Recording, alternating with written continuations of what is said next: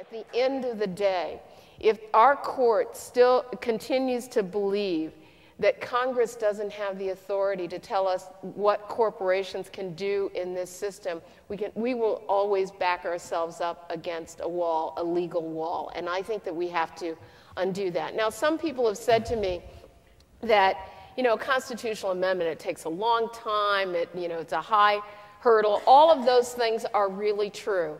Undoing this court is a high hurdle too. Does that mean that we don't have to do that? No, it means that we do. It just may take us, some time and some effort. Some have said we've gone through, a history in this country of a couple of hundred years of really both bad constitutional interpretation that has had to be undone, whether it's about women or it's about African Americans and minorities.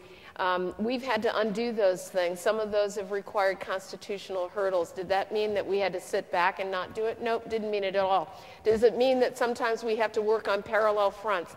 Absolutely we do. We have to work on the legislative front, we have to work on the advocacy front, and we have to work on the constitutional front. And so I say, full steam ahead, because when I look at this, look through the healthcare debate or financial reform, all of the major issues that we face today, where we're going in terms of our energy future and our energy policy, we back up against a wall of corporations, corporate money, that isn't just trying to influence the process, it wants to own the process. And the court now has enabled that to happen. We can't stand for it. And I know that there are, we have 24 co-sponsors, which is actually a lot for a constitutional amendment. But the way that we get more people on board is that you do your work, that the American people, that we stand up and say, corporations won't own our elections, we will. These are our elections. This is about who we are, and it's about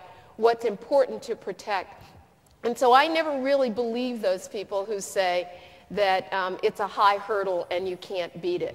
Because I know that with the voice of people rising up all across this country, that in fact we can get over that hurdle. And when in my office these days, we're hearing from the left and the right and the middle and everything all around it, because people get this at their gut. I brought all of this, paper here, and Rob is reading from the decision. We don't need this paper to know that this was a wretched, wretched decision that takes our elections out of the hands of people and puts it into the corporate treasuries of corporations all across this country, and of course, indeed, of global corporations. And it's unacceptable. It's unacceptable.